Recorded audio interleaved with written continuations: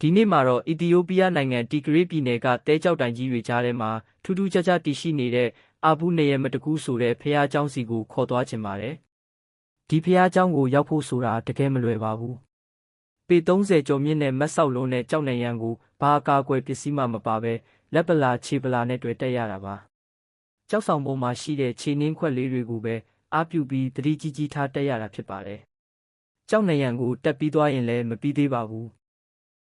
ပေ600ကျော်နဲ့တဲ့ကြောက်ကမ်းပါကြီးရဲ့အစိုးမှရှိတဲ့2ပေတောင်မပြည့်တဲ့ကျင်းမြောင်းလုံးနဲ့လမ်းကလေးတိုင်းပေ160လောက်ဆက်လျှောက်ရပါသေးတယ်။ဖះเจ้าပေါက်ဝကိုရောက်ပြီဆိုရင်လည်းဝင်းပေါက်ကအရန်ကျင်းလို့ကိုယ်ခန္ဓာကိုယ်ကို180ဒီဂရီလှည့်ပြီးမှဂယုတစိုက်ဝင်ရတာပါ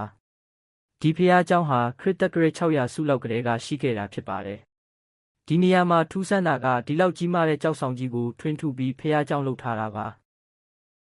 အဲ့ဒီတုန်းကထွင်းထုလို့ထွက်လာတဲ့ကြောက်ခဲတွေကြောက်မုံတွေတန်တဲ့ချီရှိမှဖြစ်ပေမဲ့အောက်ခြေချိုင်ဝမ်းမှာဘာကြောက်ဆက်ဆာနာမှရှာမတွေ့တာကအတော်လေးကိုနက်နဲတဲ့ပဟေဒီတစ်ခုပါပဲ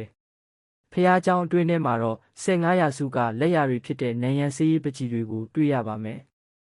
အပြင်လေနဲ့ဓာတ်ရိုက်ထိတွေ့နေပေမဲ့နှစ်ပေါင်း1000ကျော်ကြာတဲ့အထိဆေးရောင်တွေကမပြတ်ပဲလက်ဆက်တောက်ပနေစေပါပဲတက်ရတာခက်ခဲတယ်လို့ဆင်းရတာကလည်းအသေးရစရာပါကြောက်ကမ်းပါကိုဓာတ်ရိုက်ရင်ဆိုင်ပြီးဆင်းရတာမို့လမ်းပြတွေကခီးသွားတွေကိုသူတို့ပခုံးပေါ်ခြေနှင်းခိုင်းပြီးလှေကားတစ်ဖွဲကူညီပေးကြရပါတယ်။ဘာကြောင့်ဒီလောက်ခက်ခဲတဲ့နေရာမှာစောက်ခဲ့တာလဲဆိုရင်တော့အဲ့ဒီခေတ်ကစစ်မှတ်ဘေးတွေကနေကာကွယ်ဖို့ခံတပ်တစ်ဖွဲရည်ရွယ်ခဲ့ပုံရပါတယ်။လူသားတွေရဲ့ယုံကြည်မှုနဲ့စူးစမ်းအထောက်မှုဟာဘလောက်တောင်အံ့ဩဖို့ကောင်းလဲဆိုတာဒီဖះเจ้าကတက်တည်ပြနေတာပဲဖြစ်ပါတယ်။